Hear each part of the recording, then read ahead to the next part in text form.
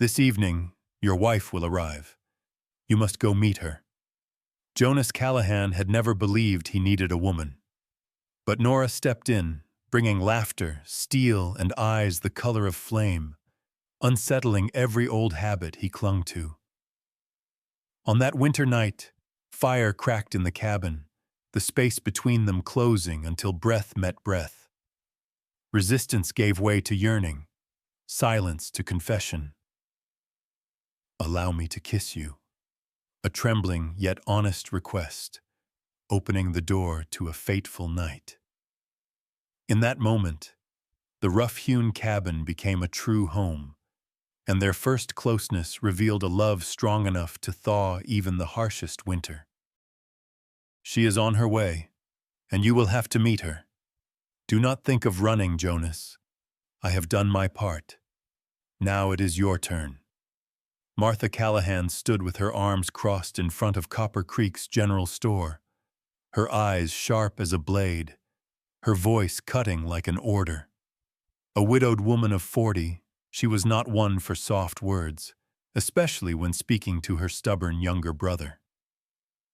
Jonas Callahan tightened the strap of the salt sack on his shoulder, the broad line of his frame shifting under the heavy coat. He was tall, with a beard that shadowed a face weathered by sun and wind. Folks in Copper Creek often said, "Jonas looks more grizzly than man."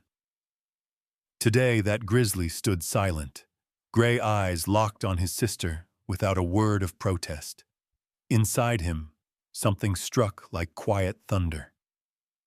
She is on her way. A stranger, a woman from Missouri, riding hundreds of miles under the name of his wife. A marriage Jonas had never agreed to. Martha had set the wheels turning behind his back. Jonas Callahan, 34, had never imagined a day when he would be bound to marriage like a horse tied to a post. Since the years when his father and mother passed, he had chosen the high mountains, far from the town. There he had built his own cabin on the Bighorn's slope. Pine logs fit snug, moss packed in the cracks, a roof of his own cut boards, a stone chimney sending smoke straight to the sky. That cabin was his fortress, a place kept only by the wind and the smell of smoke. Life there ran steady, turning like the seasons, mornings spent checking traps, noons splitting wood, afternoons fixing the porch, evenings of dried meat, beans, and a bitter cup of coffee. No one to disturb, no one to explain to. Silence was his truest companion. In town they whispered, "Callahan does not know how to smile." They called him the hermit of the mountain. Jonas never cared. As long as there was wood for winter and dried meat enough to stave off hunger, he needed nothing more. Only Martha, his sister, 4 years his elder, refused to let him live that way. She had said it time and again. "You need a real home, Jonas. A home not only of timber and stone, but with footsteps across the floor, a hand to light the lamp, someone seated at the table."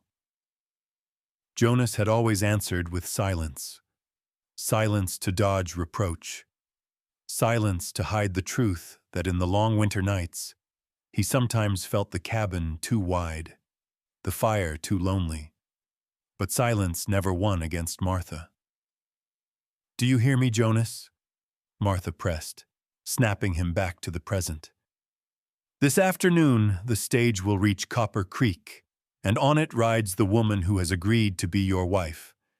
I have arranged the vows by letter. Now it is time for you to do your part." Jonas let out a sigh, low and rough as wind scraping a canyon wall. He did not ask her name. He did not ask why she had agreed. He only knew that from this moment, his quiet world was about to change. He turned away, striding out of town into the bite of early winter wind. In his mind rose the image of his cabin, the place he thought he could vanish into for life. But soon, a woman would step across its threshold, bringing her voice, her gaze, and changes he could not yet measure. Jonas Callahan, the man who once believed solitude was the only road, now stood on the edge of a battle unlike any snowstorm or wild beast he had ever faced, a battle with the presence of a wife. An autumn sun slipped weak across the wooden roofs of Copper Creek. The main street stretched narrow, with only a few shops, a small chapel, and the stage stop, where every eye in town fixed as the dust-covered coach from the east rolled in. Jonas Callahan stood waiting. His coat was buttoned tight, hat brim pulled low, his tall frame hard to miss in the gathering crowd. He hated standing there, hated the curious stares, hated the bustle that had no place in his life. But Martha had forced him. And now, as the wheels ground to a halt and the whip fell silent, he knew there was no turning back. The coach door swung open. Passengers stepped down one by one. A peddler hauling a heavy chest, 2 trail-weary cowhands, an old woman clinging to a worn embroidered bag, a young mother clutching a wailing child. Jonas hoped, as he always had, that none of them were meant for him. Then she appeared. Nora Whitfield. She did not descend timid as other women Jonas had seen. She stepped down as though Copper Creek had been hers long before, with no hesitation, no blush of uncertainty. A faded brown dress clung to a lean frame, straight-backed despite the dust that streaked its hem. In her hand she carried only a worn leather satchel, its cracks telling of long miles. Her dark hair was pinned neatly, a few strands shaken loose by the journey, but it did not lessen her resolve. What held the crowd, and Jonas most of all, were her eyes. Green, sharp as a freshly honed blade, cutting across the small station, weighing faces, judging them, searching for an exit if she chose. Those eyes fixed on Jonas. For a heartbeat he felt stripped bare.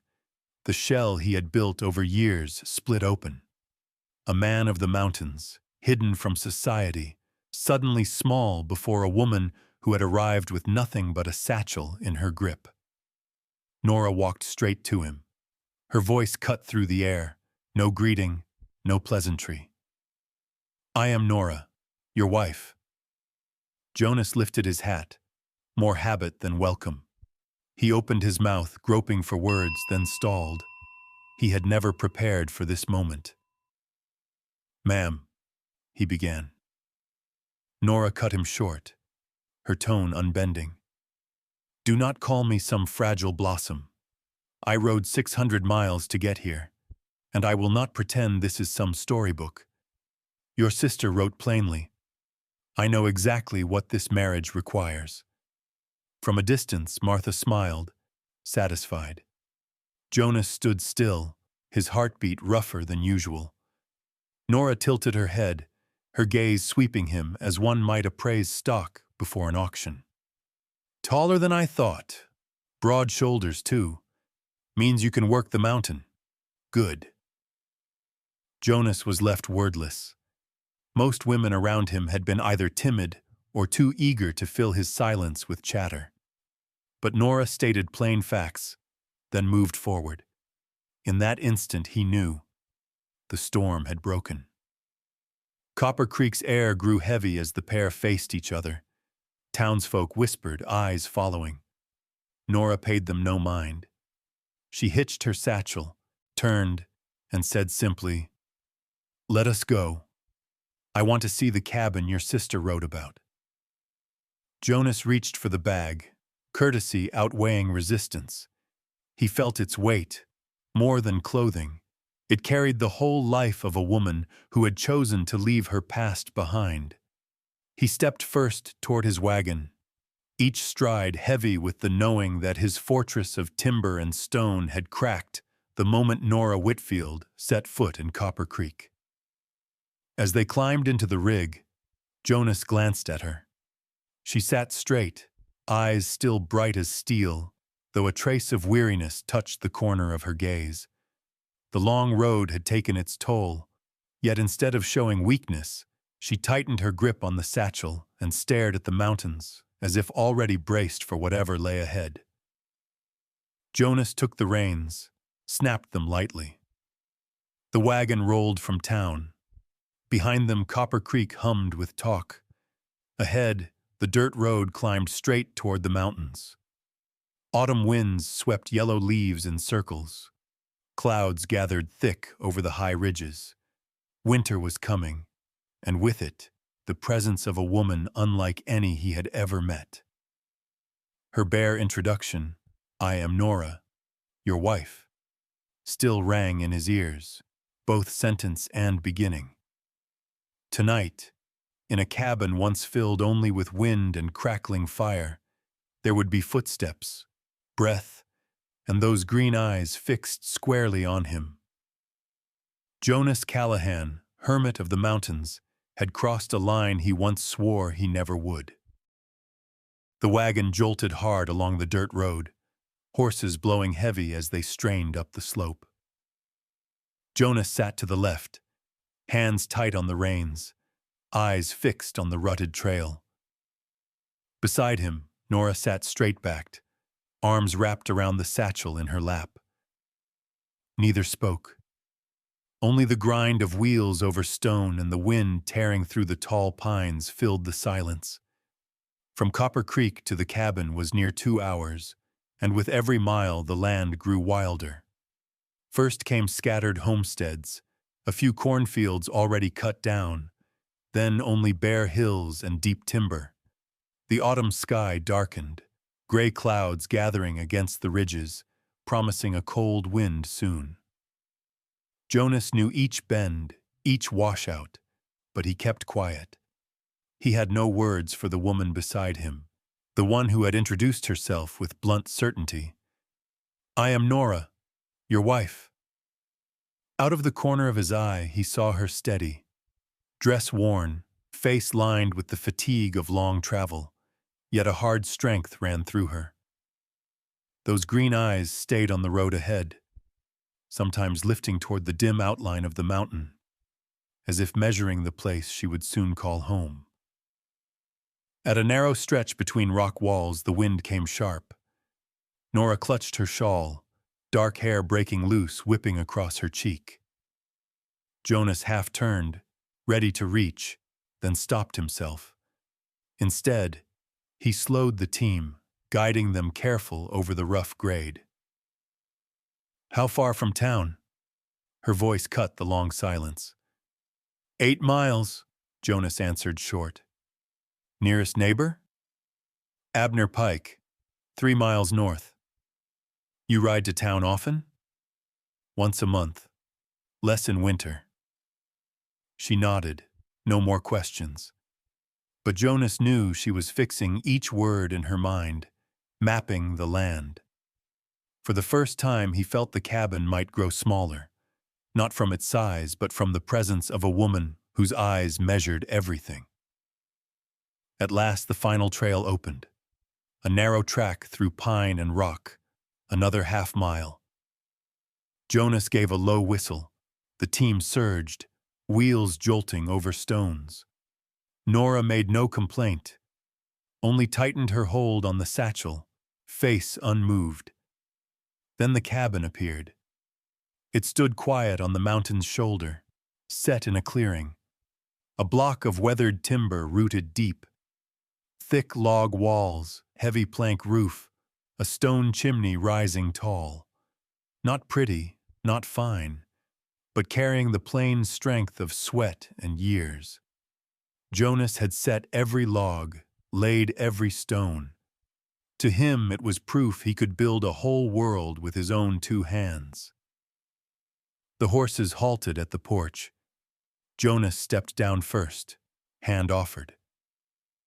Nora looked once, then climbed down alone, boots sinking in dust. He lifted her bag, pushed open the door. Inside was the space he knew by heart, and she had never seen. One broad room holding a stone hearth, a small iron stove, and a rough-hewn table. At the back, a curtain hung from a beam marked off the sleeping space. The narrow bed covered with wool. No tablecloth, no flowers, no woman's touch anywhere. Orderly, clean, but cold, with the stamp of a man alone too long. Nora paused in the doorway, eyes sweeping the room.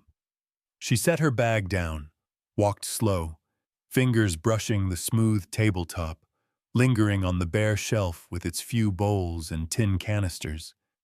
She glanced at the neat rack of rifles in the corner. Then her gaze held on the curtain where the single bed lay beyond. Jonas felt heat climb his neck. This cabin had been a place free of judgment, free of watching eyes. Now every scratch on the table, every stacked log, every mark of his solitude seemed bared under those sharp green eyes. She turned back, voice flat. Solid, sturdy, but cold. Jonas clenched his teeth. He wanted to say this cabin had carried him through storms enough, that it held warmth enough for any man. But he held it back, only shut the door against the whistling wind. Nora stepped to the hearth, crouched to the small flame still clinging in the coals. Then she rose, turning, head shaking once. No cloth on the table, no curtains, no sign of a home. Enough for me, Jonas said, low. Her eyes narrowed, weighing the words. After a pause, she gave a quiet, then bent to her bag. The sun had dropped, the cabin filling with a soft orange light through the window. Jonas fed more wood to the fire, sparks rising, glow spreading over Nora's face as she unpacked her things. A folded cloth, a few dresses, bundles of herbs wrapped neat. She placed them on the shelf with a calmness that said this was already her home. Jonas watched, an unfamiliar feeling stirring. The cabin had been his, every joint and nail. Yet in a few minutes, her presence had shifted it. No longer a fortress of one man, it was turning into a home of two. And Jonas knew from the moment Nora Whitfield crossed that threshold, the silence he had guarded was gone for good. The cabin sat heavy in the dimming light of late afternoon. Outside, wind tore through the pines, but within only the crackle of firewood filled the room. Jonas stood by the table, back stiff, masking unease beneath his quiet shell. He had never pictured this. A woman standing in the house he had built with his own hands, eyes sharp as ice, taking in every corner. Nora's gaze had roamed until it landed on the gray curtain hung from the beam. Behind it lay the only bed in the cabin, Jonas's bed. She turned back, voice cutting straight, without a trace of softness. "Where do you expect me to sleep?"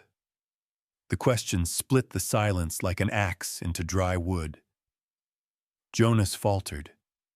Years of living alone had made every arrangement his own. He had never imagined a woman would stand here demanding an answer. "The bed." He cleared his throat, one hand resting on the chair back. "The bed is mine. I will sleep by the fire. When you are ready." The word stuck in his throat. Ready. He had never spoken of closeness in words. To him, it had always been action, never speech. Nora did not wait for him to finish. Her reply came quick, certain, as if rehearsed. "Wrong. This is not only your house. It is ours."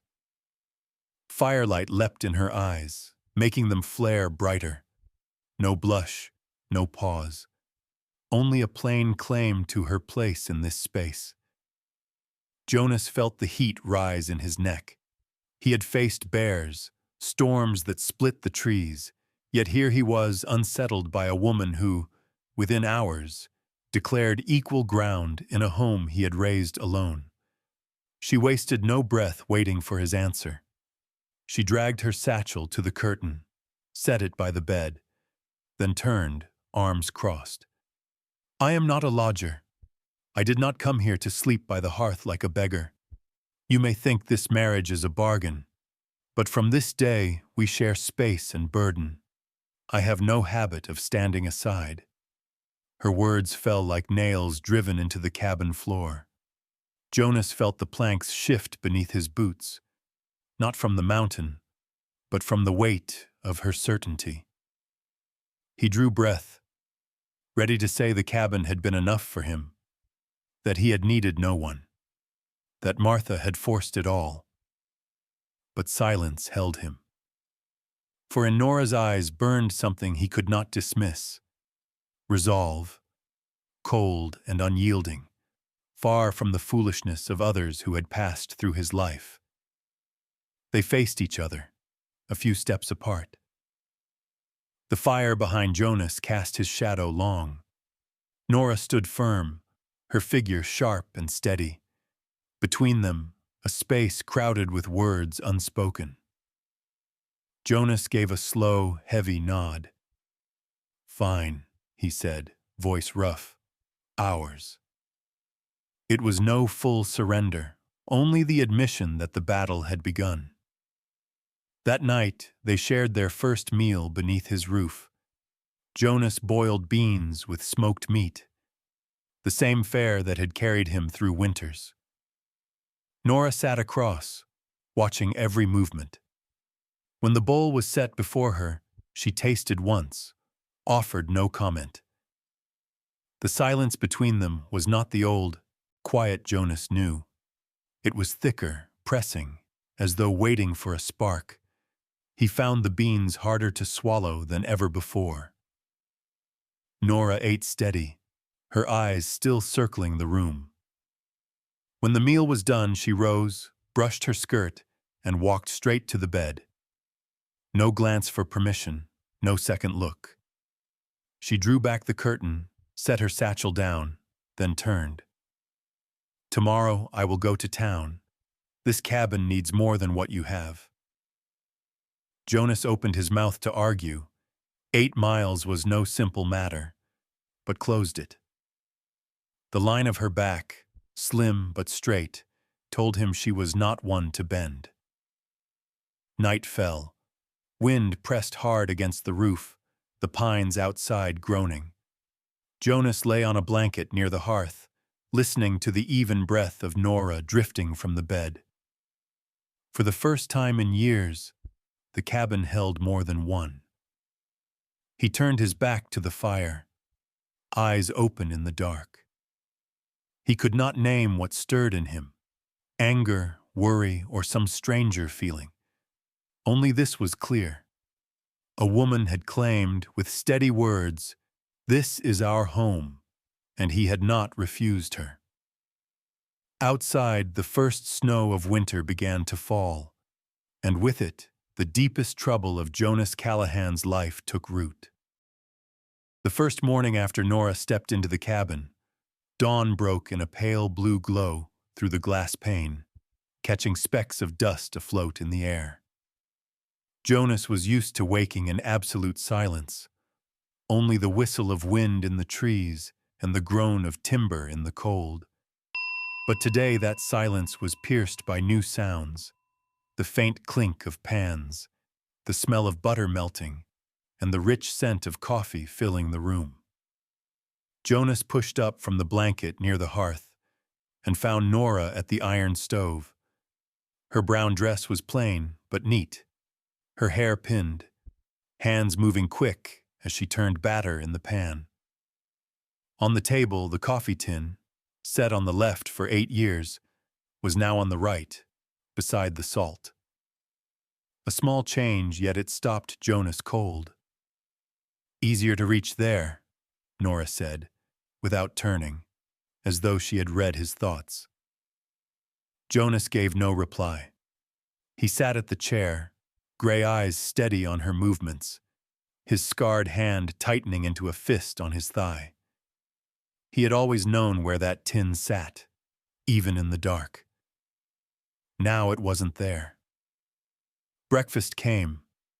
Golden fried cakes, eggs, thick coffee. Jonas sipped. The taste was different. Less bitter, smoother. A hint of something that pulled him back to childhood. To rare mornings when his mother brewed coffee for his father. He wanted to admit it was good, but his jaw locked. At last, he muttered, "Edible." Nora laughed, sharp and bright, with no sweetness. Praise like that must make you feel safe. The changes did not stop. By noon, she had hung scraps of cloth as curtains, simple, patterned, small, yet they softened the light, chasing the chill from the walls.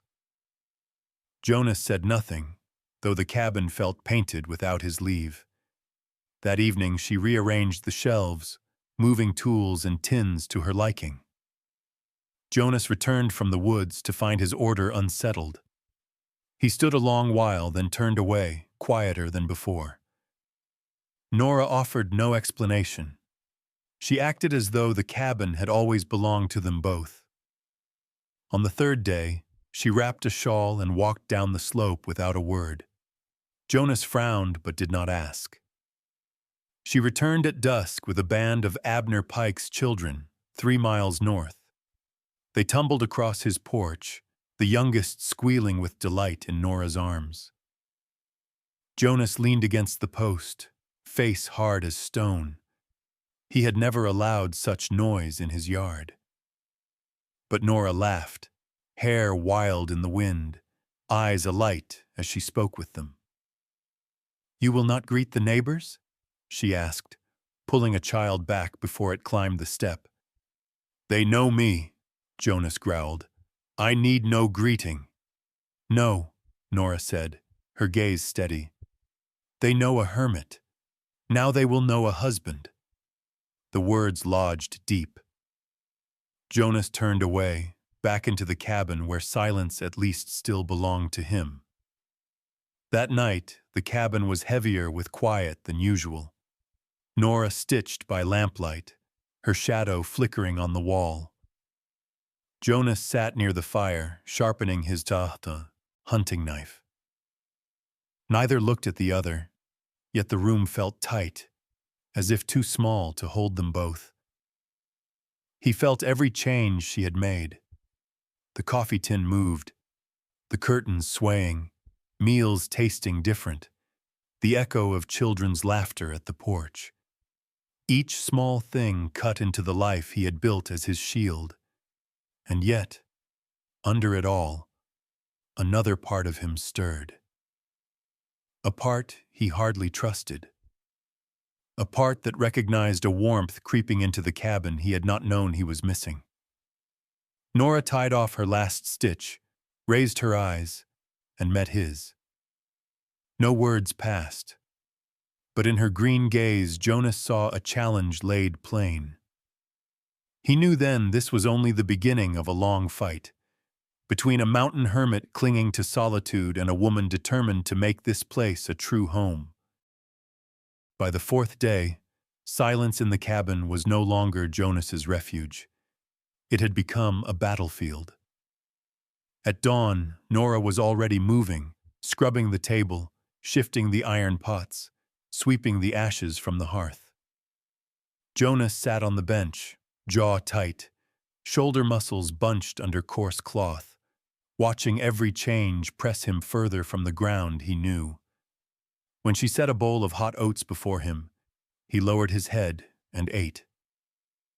He wanted to tell her he lived on jerky and hardtack, that this meal was needless, but as the taste of oats and cinnamon spread on his tongue, he swallowed his protest along with the food. Nora sat across, calm, her green eyes steady. By noon, Jonas had brought in his traps and laid them by the porch. He sat to sharpen his blade. Nora remained inside, mending a tablecloth with neat white thread.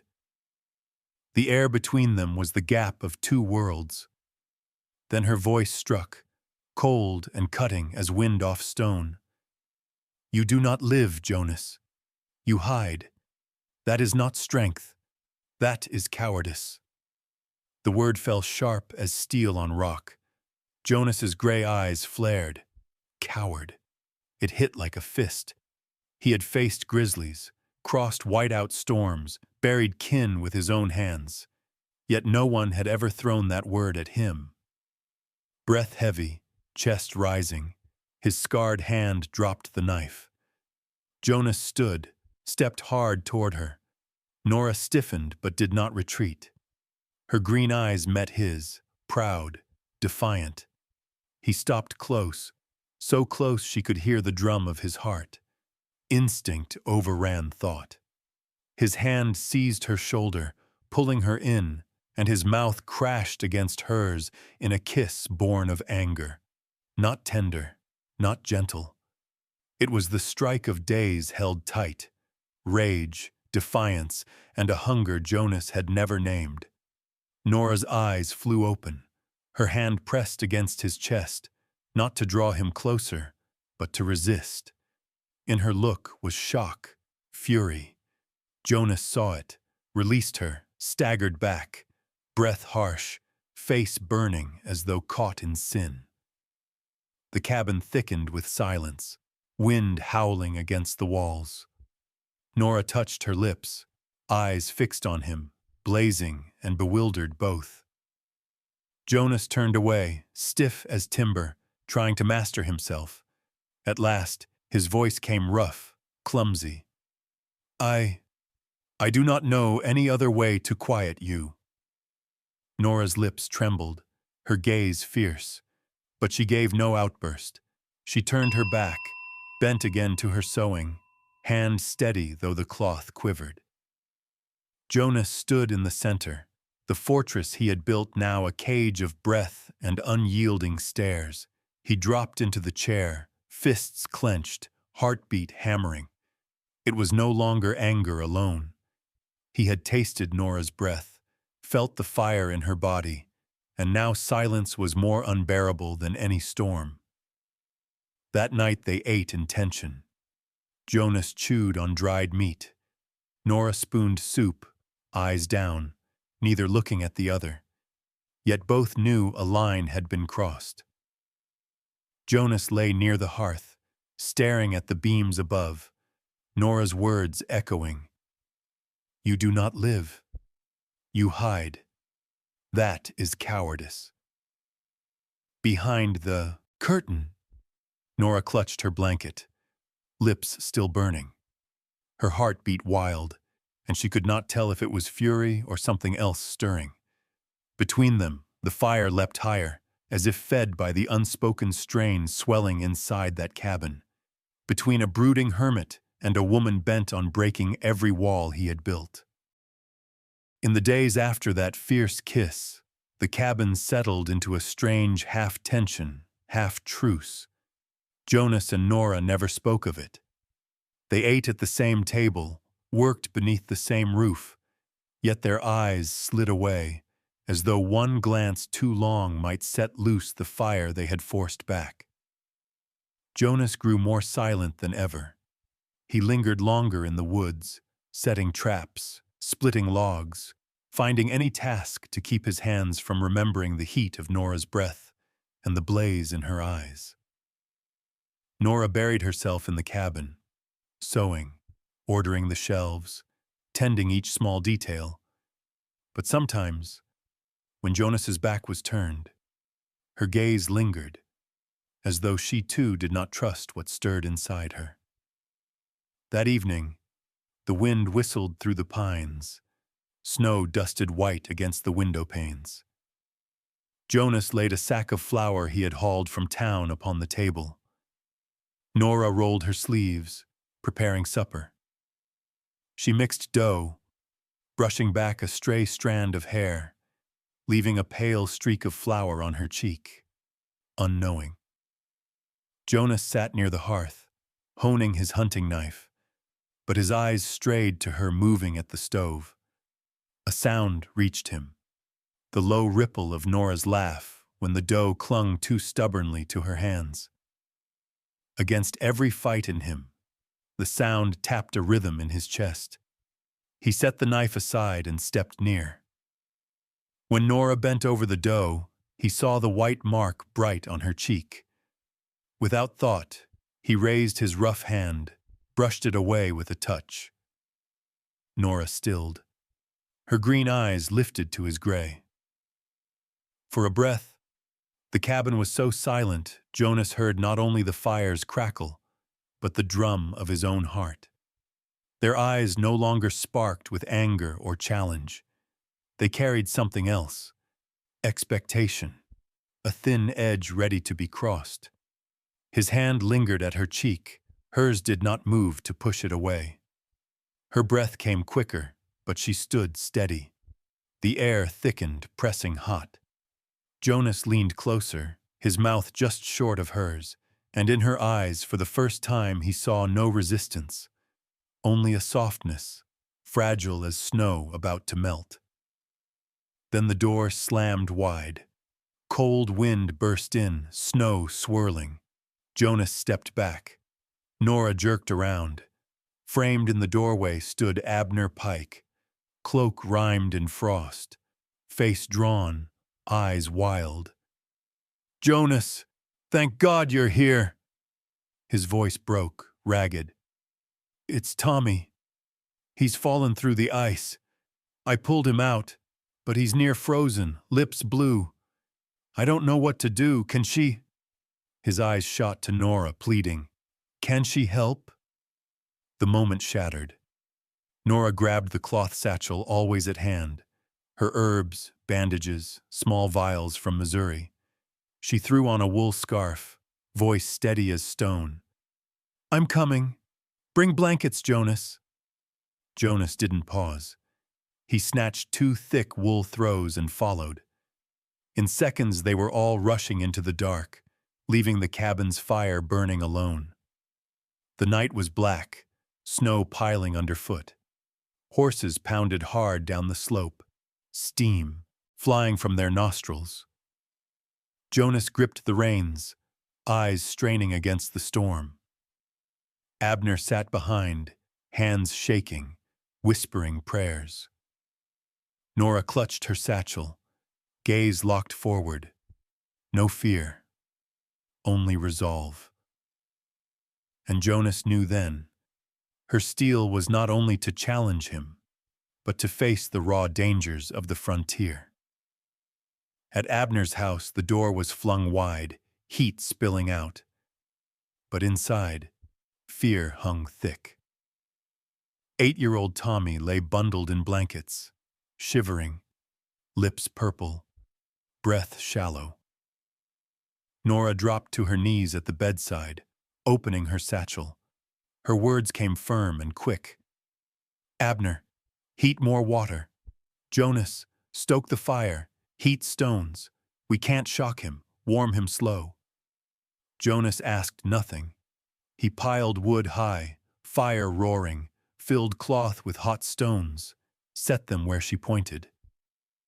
Hours stretched as they worked in rhythm. Nora pressed cloths, checked breathing, spooned herbal tea. Jonas kept the fire strong, shifted the boy in his arms when needed. Abner wept, prayed, obeyed. At last, color returned to Tommy's face, trembling eased, breath steadied. Nora wiped sweat from her brow, voice husky but firm. "He'll live. Keep him warm through the night. Small sips of water. By morning he'll be through." Abner dropped to his knees, clutching her hand, words of thanks spilling broken. Jonas watched, something rising in him he had no name for. Pride, awe, a stirring he could not push away. By the time they returned, dawn edged the sky. Snow lay thick on their cloaks, their hair. They rode silent, only hooves and wind filling the world. But it was not the silence of anger, nor of retreat. It was the quiet of 2 who had stood together in a fight and held fast. When the cabin came into sight, Jonas turned, just once.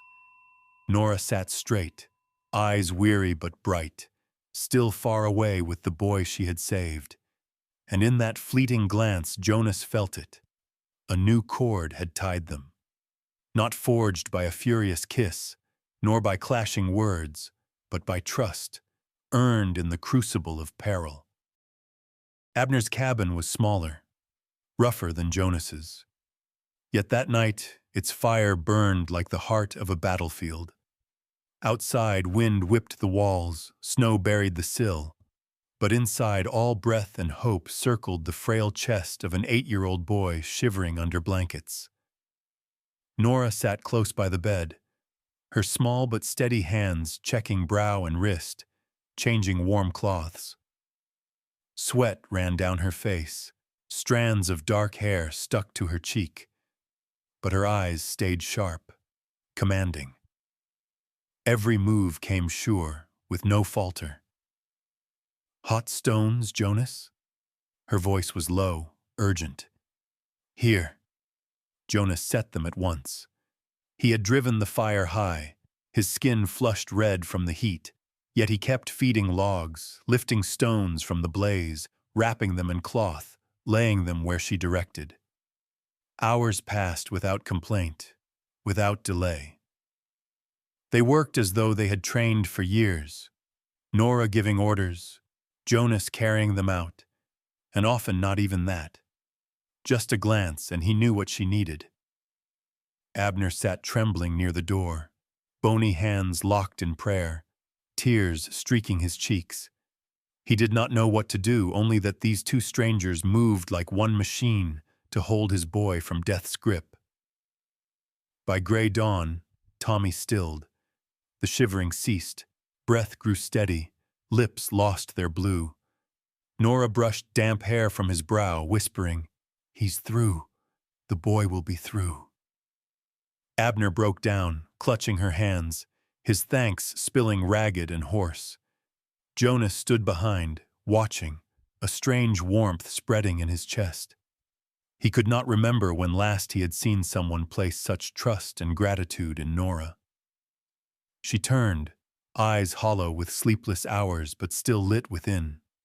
She met Jonas's gaze, gave a small nod. No words, but he understood.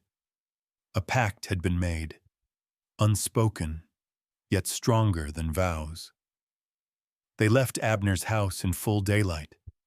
Horses pulled slow through slush and snow. The wind struck hard, but both carried a quiet heat inside. Jonas held the reins, eyes forward, silent as always. Nora sat close, scarf tight, arms wrapped around her satchel. They spoke not once. Yet this silence was no wall. It was a thick quilt, covering them both, their breaths mingling in the cold. Now and then Jonas glanced at her. She rested with eyes closed, pale with weariness yet peaceful. He turned away, but her image clung, hands firm on a child's brow, eyes fierce and steady. That was not the picture of a wife by bargain, but of one who could face death and not turn. When their cabin came into view, Nora opened her eyes. Jonas drew the horses to a halt, and they climbed down. They carried exhaustion, but also something new, the weight of surviving a storm together.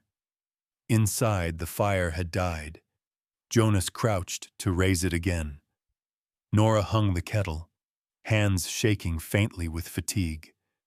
Warmth spread once more. They sat at the table, no words, but breathed out together.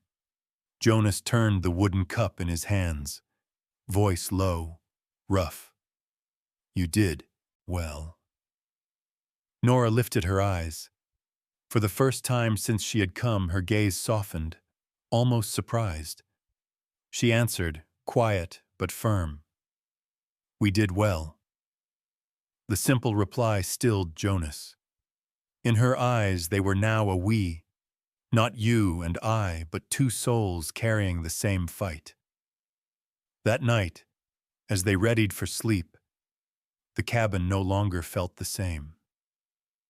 Jonas lay by the fire, hearing her shift behind the curtain. The wood creaked, wind howled outside. All was familiar, yet not. For the first time in years, he did not feel the night pressing down alone. He saw her hands binding wounds, heard her calm voice commanding, her eyes blazing by the boy's bedside. Those memories lingered like a faint but lasting light. At dawn, Jonas stepped onto the porch, drawing in the frozen air. Nora joined him, shawl about her shoulders, pale with fatigue but eyes bright. They stood side by side in silence. Across the valley, the sun climbed, snow-clad pines catching the fire of morning. Jonas glanced her way and caught the slight curve at her lips. Not the sharp, defiant smile she once wore, but something quieter, steadier. And he knew since the night before they had crossed into new ground. No longer strangers tied by Martha's letter. No longer two tempers colliding in one cramped cabin. They had become comrades, two who could trust in the thick of danger. Winter smothered the mountain in white, snow piled high, wind clawing at the cabin walls like wolves in the night. Inside, fire leapt bright in the hearth, its gold flicker throwing restless shadows on the logs. Jonas sat by the blaze, calloused hands resting on his knees. Silence had always been his companion, but tonight it stretched taut, like a bowstring ready to snap. Across from him, Nora sat with her sewing untouched, needle and thread abandoned on the table. Half her face glowed in firelight, half sank in shadow, and in her eyes stirred a darkness she had never shown. She drew a long breath, voice low, steady, but fragile as though she feared to hear it herself. "Jonas, I lied to you." He looked up. In his life, Jonas had known truths spoken raw, sometimes cruel, but rarely a confession like that. "About what?" His voice came rough. Nora's hands tightened, then fell open. Firelight deepened the green of her eyes. "About why I left Missouri. About my first husband's death." Jonas did not move. He remembered her scattered mentions.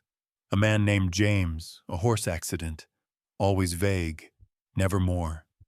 Her next words fell heavy, like stones rolling down a slope. James didn't die in an accident. He was shot. Shot by another man's husband, because James had lain with his wife. Jonas felt his heartbeat pound in his chest. Not shock at a man's betrayal. He had known enough of men to expect it, but at the way Nora laid it bare. No defense, no veil, only truth set on the table like an old scar. "After that," Nora went on, her voice raw, "the whole town turned from me. They looked at me as if I shared his sin. They whispered when I passed. They laughed. I became the scandal widow. No friends, no work, only contempt, and worse than that. Pity, do you know? Pity cuts deeper than scorn." A hollow laugh slipped from her lips. Jonas did not interrupt. He only listened. Each word drew him into her emptiness. The image of a woman ground down by a town's judgment, her pride crushed day by day. "I read your sister's letter," Nora said, "and I saw escape. A marriage far away, no love, only contract. I thought I could stay long enough for my name to fade, then leave. California, or any place no one knew me." She lifted her eyes, cold, daring him to condemn. "I did not come here to be a true wife. I used this marriage to run." The fire snapped between them. All Jonas had thought of Nora, her bluntness, her strength, suddenly twisted, showing another side. Before him sat a woman both fierce and broken, hardened and undone. He remembered the past days, her laughter with Pike's children, her hands firm on young Tommy's brow, the way she declared our home. Were those masks to cover shame? Or had that same past forged the iron in her? Jonas found no answer. Nora's gaze held his, voice sinking. You can turn me out. Call me liar. I won't blame you. But I am done pretending. You'll know me as I am, not as a story. The cabin pressed close, wind outside battering the door. Jonas felt himself at a crossroad. Cast her aside or step toward her, with her shadow and her light alike. He lowered his eyes, fingers gripping the chair edge, then raised them again. No judgment showed in his stare, only silence. Nora turned, as though she knew silence meant refusal. She rose, tied her shawl, her shoulders trembling beneath it. Fire threw her shadow long against the wall, fragile, proud. Jonas watched, throat tight. What swelled in him was no anger, no disappointment. It was pain, because she had once stood alone against the scorn of a whole town. And he knew from this night on, he could never see Nora the same.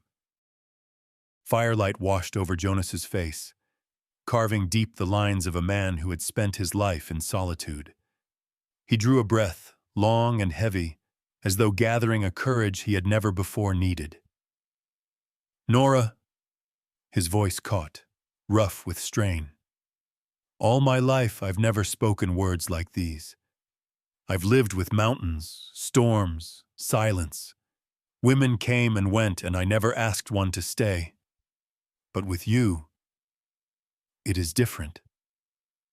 His hands clenched, then fell open, the gesture of a man admitting weakness rare to him. His gray eyes fixed on hers. No one has ever made me feel this way. You've made this house different, made even silence less cruel. I don't want to go back to nights with only the wind howling in the trees. I want to hear your voice and see your eyes when you step into the room. No, I am not alone. His tone dropped, near to breaking. If I asked you to stay, if I begged you not to leave, would you? Nora turned fully, tears shining at the corners of her eyes, though her lips trembled into a smile. Jonas Callahan, she whispered, voice breaking. Do you think you're the only one who's changed? I came here running, looking for a place to hide. But from the moment I stepped inside this cabin, nothing was the same. You are not like any man I've known. No lies, no sweet words to mask the truth. Only honesty, raw as the stone itself, and a heart you don't even know you carry. She stepped close, standing before him, her green eyes bright with tears and fire both. If you want me to stay, then I want to. Not because I need shelter, because I need you. The space between them broke apart. No longer a battleground, the cabin became a refuge where two hearts had finally found each other. Jonas lifted a rough hand to her cheek, whispering, trembling at the nearness. Then let me kiss you, not to silence you, not to end a fight, but because I want to, because you want it too. Nora nodded, lashes wet, trembling. Yes, I want it. Jonas bent. The kiss came slow, tender, no force, no fury. It was a vow, an offering. His hands cupped her face, scarred fingers shaking against her softness. Nora leaned in, eyes closed, letting herself melt into the gentleness she had not dared hope for. Neither knew when their steps carried them toward the bed. Breath mingled, cloth fell away, layer by layer.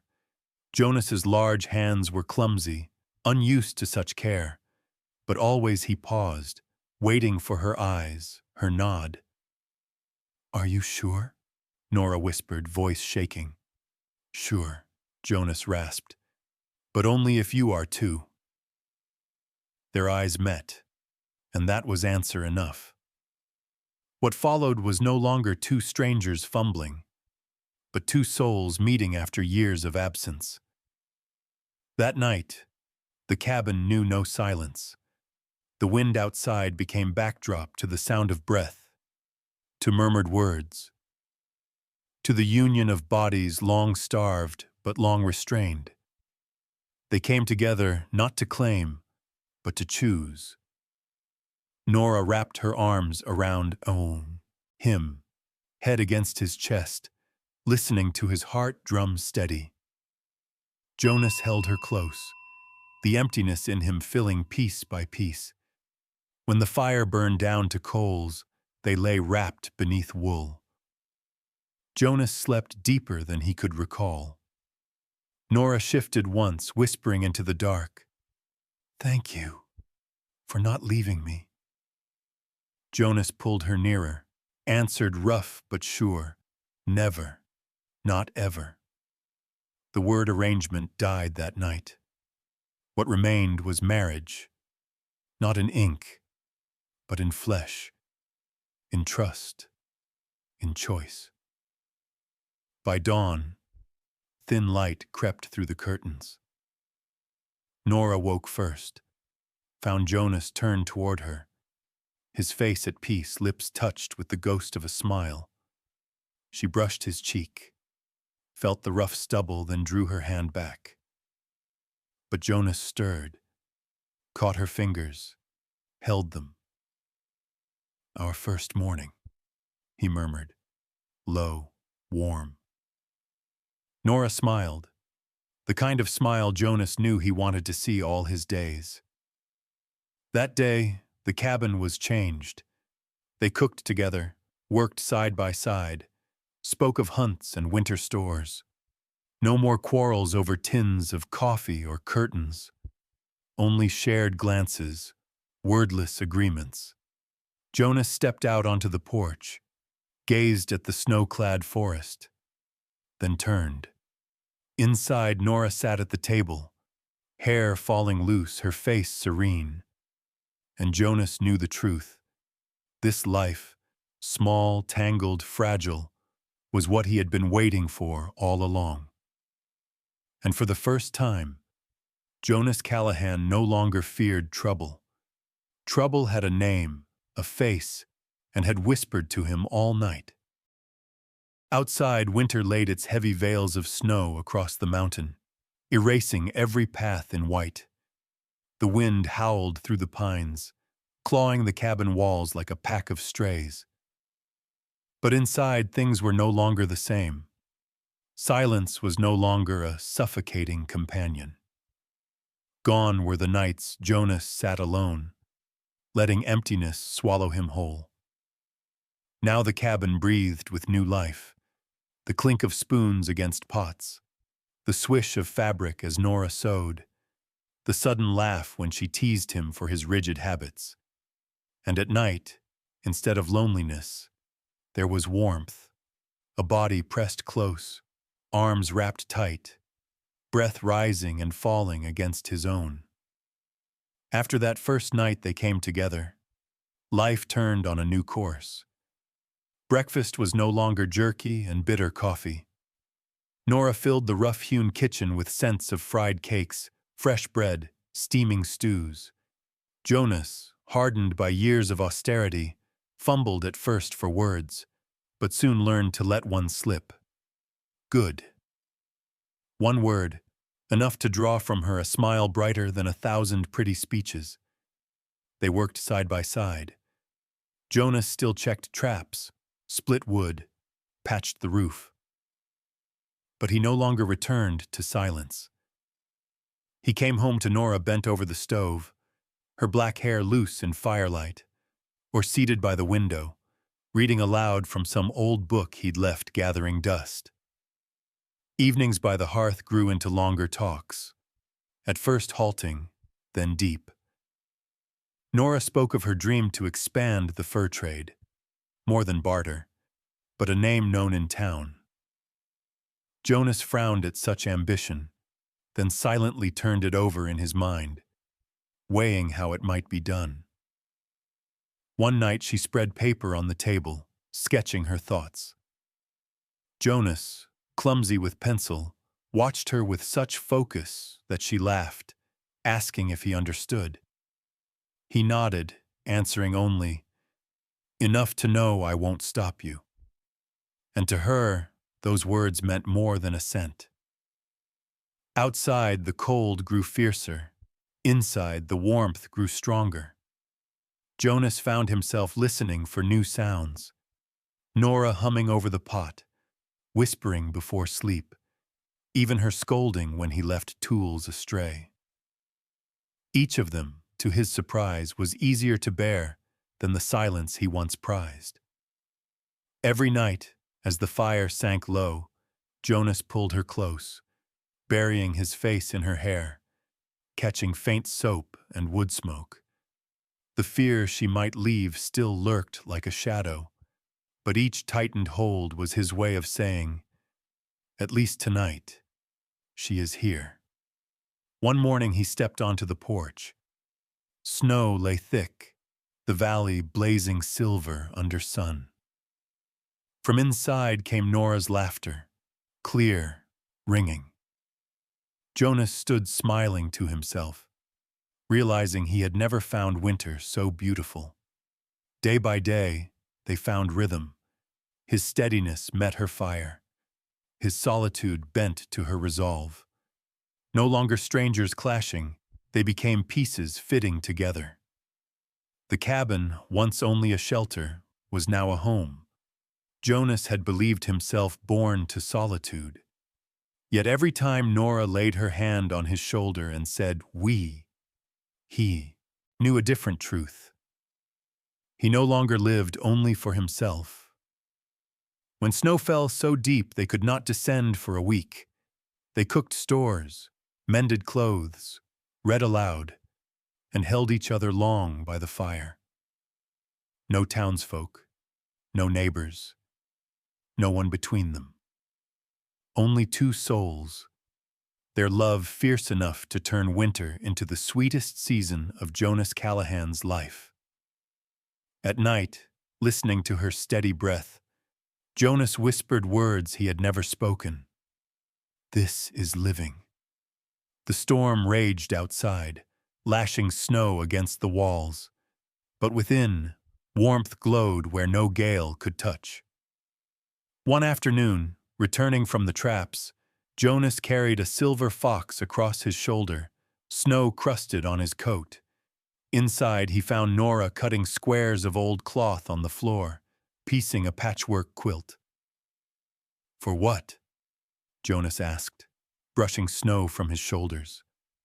"For next winter's warmth," she said, eyes bright, "and to bring some color to all this wood and stone." Jonas gave only a nod. Yet that night, when she draped the half-made quilt across his shoulders, he felt his heart soften like thawing snow. There were days of bread baking, Nora's hands powdered white, smearing flour across his cheek as she laughed. Jonas, startled, laughed too, a sound he had long forgotten how to make. Nights when the lamp sputtered out and only firelight flickered, she read from an old Bible, words of patience and faith. Jonas listened, nodding now and then, the cadence of her voice sinking into timber, stone, and the quiet of his heart. Once he slipped on the icy path hauling logs, pain shooting through his back. Nora rushed, face pale, hands firm on him. "You think you're stone?" she snapped, trembling. Jonas looked at those small, strong hands and whispered, "I thought I was, until you came." Their eyes met, and the hurt no longer mattered. Often, Jonas rose early to light the fire, boil water. He thought her asleep, but at times he heard her murmur in dreams, Jonas. One name enough to make him stand still, kettle in hand, heart stumbling. One night, snow piled high, burying the cabin in quiet. Nora sat by the window, gaze far away. Jonas joined her. She asked softly, "Do you fear it? That one day I'll leave?" He was long silent. He wanted to say yes. Instead, he took her hand, pressed it to his chest. "I fear it. But the more I fear, the more I know I want you here. And if you choose to stay, no storm can break me." Nora said nothing, only rested her head to his shoulder. In that silence, Jonas understood. That winter, the cabin became the place they learned to breathe together, not only sharing chores or fire, but carving a life in each moment. Jonas once thought love a luxury for others, but one night, as Nora slept in his arms, lips curved in a dream, he saw the truth. Love was not the storm, but the quiet details like this. On a late winter morning, snow melted from the eaves, drops falling steady. Jonas carried Nora out to the yataham porch, wrapped in blankets. They watched sunlight break through pines, ice glittering like jewels. "Beautiful," Nora whispered. "Aye," Jonas answered, eyes still on the valley. Then he turned, spoke low, "But not as beautiful as knowing, when spring comes, you'll still be here." Nora squeezed his hand. No words needed. And in that light, winter ended. Not by thaw alone, but by a love rooted deep. Spring crept back onto the Wyoming mountain, marked first by meltwater trickling down the rocks, fresh grass pushing through damp earth, and birdsong threading the pines. After a harsh winter softened by love, Jonas Callahan stepped onto the cabin porch and breathed deep. The air was moist and sweet with new soil, so different from the dry, biting cold that had ruled for months. Nora stood beside him, her hand resting on the curve of her belly. Her green eyes glimmered with a secret joy. She smiled when she caught Jonas watching, and he turned away, awkward as if he had been caught hiding something. But the truth could not be hidden. A child was coming. That spring, life on the mountain grew busier. Together they expanded the fur trade, hauling pelts down to Copper Creek more often. Word spread quickly. Fur handled by the Callahans was finer, tougher, and lasted longer than any other. Buyers even climbed the mountain trail to reach their cabin. But Nora would not stop there. One evening she unrolled paper across the table, sketching bold new plans. "We'll raise stock, just a few to start. The valley grass will feed them." Jonas frowned, his cautious nature bristling. Yet when he saw the light in her eyes, he knew it was no fantasy.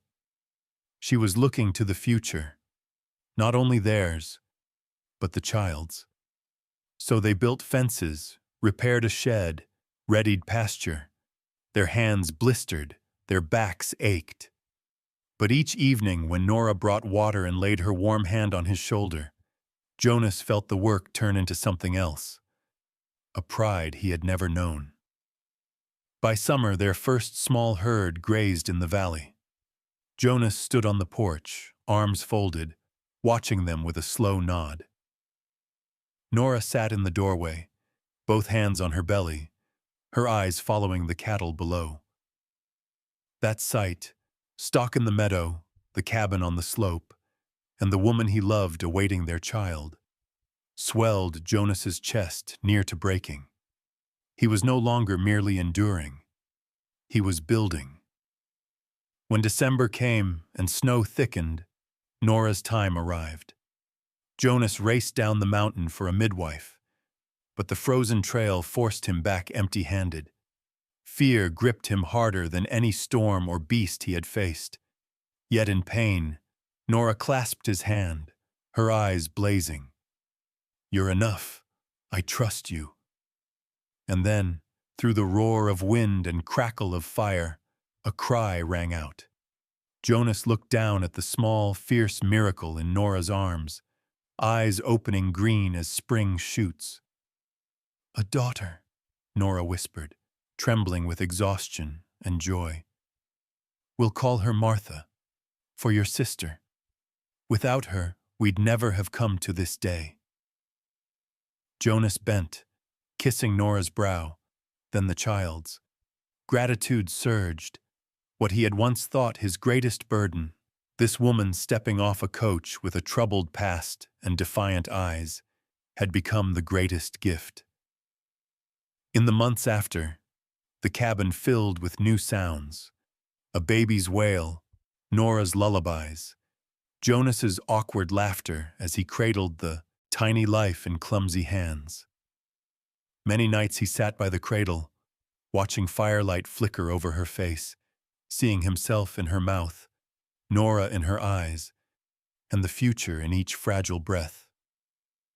Nora would say, "We're not only raising a child, we're building a legacy." Jonas, once sure legacy meant nothing more than the logs of his cabin, understood now. True legacy was love carried forward, from them to their daughter, and outward to the wide world. The following spring, Jonas stood on the porch with Martha in his arms. Below, the herd spread larger across the valley. Nora stepped behind him, her hand on his shoulder. Spring air drifted sweet with grass and wildflowers. Jonas looked at his wife, at his child, and spoke slowly, as if carving the words into the air. "What we build today will be tomorrow's legacy." Nora leaned her head to his shoulder, her green eyes soft, fixed on the meadow below. Baby Martha stirred, her tiny hand curling around Jonas's scarred finger. In that moment, Jonas Callahan, once a man who clung to solitude, once afraid of trouble as of plague, knew he had found everything. Not in the silence of the wild, but in his wife's quiet laugh, his child's cry, the bond of a home filled with love. Winter had ended, but for Jonas and Nora it was more than a season gone. It was the first season of love, when a man hardened by loneliness learned to open his heart, and a woman marked by old wounds found shelter at last. The cabin on the mountain was no longer a refuge against storms. It was a home alive with firelight, laughter, and hands clasped together. Youth would fade, strength would wear, but one thing would remain: the legacy built with patience and love. As Jonas once said, "What we build today will be tomorrow's legacy." Dear friends, does this tale stir a memory in you of some winter long ago when love came late yet still warmed your heart? Share your thoughts below. If the story has touched you, please like, subscribe, and tell us where you are listening from. We'll meet again in the next Wild West love story.